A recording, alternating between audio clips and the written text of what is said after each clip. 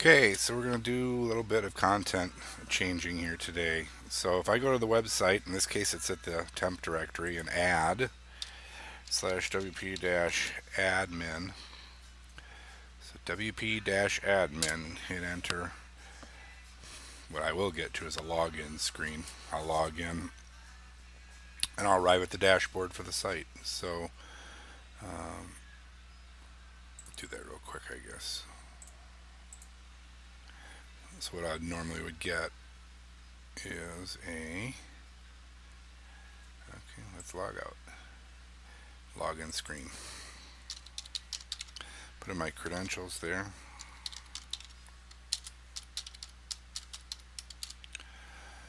And arrive at the dashboard.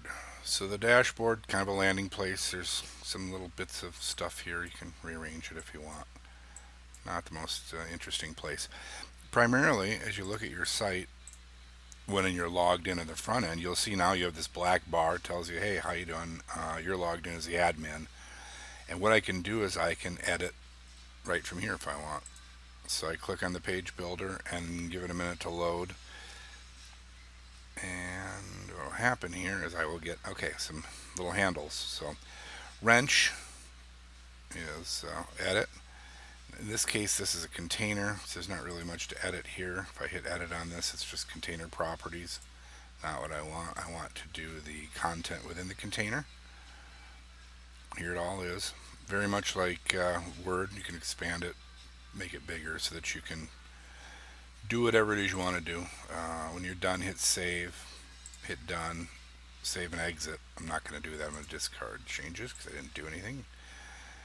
But really, any of the pages you go to, you can click on that page builder and edit. So the cool thing, the reason there's a page builder over and above just a WYSIWYG editor is because we have mobile responsive containers going on here. So these things, for example, would really be a bear with a WYSIWYG editor because there'd have to be some code in there that tells us about these containers and their ability to do what they do mobile responsively. But primarily, you're looking at changing content.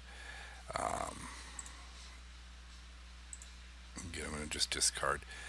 The big thing you'll have on the back end is the fact that those pages are just as accessible here. So if you wanted to, you could edit the pages from here. The page content is like any other content in WordPress. Here's a new one. For example, if you're going to add a new one, you could just basically say, here's title, body, hit publish, and you're good to go. If you do add some stuff, the page builders here, they ask you about templates. We're not doing that. That's a paid service. Right here tells you what to do. It's very intuitive. If you start a new page, drop something in here. So you can basic modules, HTML, whatever. You can build pages. I'm not really going to cover building pages because that's not really what we're after. So initially, for the most part, the structure of the site's going to be here. So I created this post page post. Yeah, I'm going to trash it. That brings us to posts. So we looked at pages, almost identical. They're just a different name for a similar thing, but a post. It tends to be a smaller unit than a page. It tends to be an encapsulated chunk of something. In this case, a blog article would be a post. If you're going to write a blog article, you can add new. Write your blog article, title, body, important part, check that it's a blog, hit publish. If you're going to make a new licensed product and add a third licensed product, you can do that. Add new, describe your product, give it a title, give it a body, make sure that you click on licensed products. So those categories are important because they show up on the front of the site. They show up, things under blog show up in the blog roll. Those will just stack up here. Things under licensed products will show up under licensed products. Things under free tools will show up under free tools. Testimonials, oddly enough, works the same way. Things under testimonials, which is our third content type, So pages and posts are stock content types for WordPress. Testimonials is a custom type. It's the same thing all over again, but for a special purpose. So testimonial title, description, more information specific to testimonials.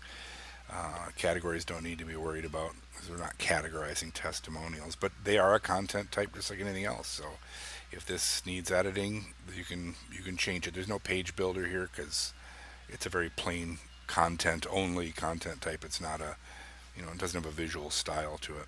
So your pages, your posts, and your testimonials are your content types. There's other stuff here.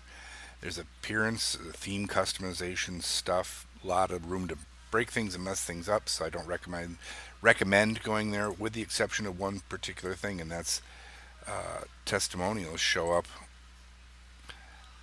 on the sidebar here, and those are fed, obviously it grabs all the testimonials and spits them out here, but the reason they show up there, or anything shows up there, is that that is a sidebar area, and it's not on every page. A lot of pages are full width pages, but pages like contact has a sidebar area, and within that sidebar, under appearance and widgets, and this is not something you may even need to ever mess with, but right sidebar used on every page is anything I throw in here. So in this case it's this testimonials widget. If I wanted to add a search to that as well, I could throw a search widget in there, and now every page of the sidebar has. So it's a way of controlling the sidebar content. We can remove the search just as well, and now it's gone. So little thing in case you're wondering where that shows up. It's all pulled from testimonials, so I would expect you would edit anything you want to edit in testimonials. You would edit the testimonials.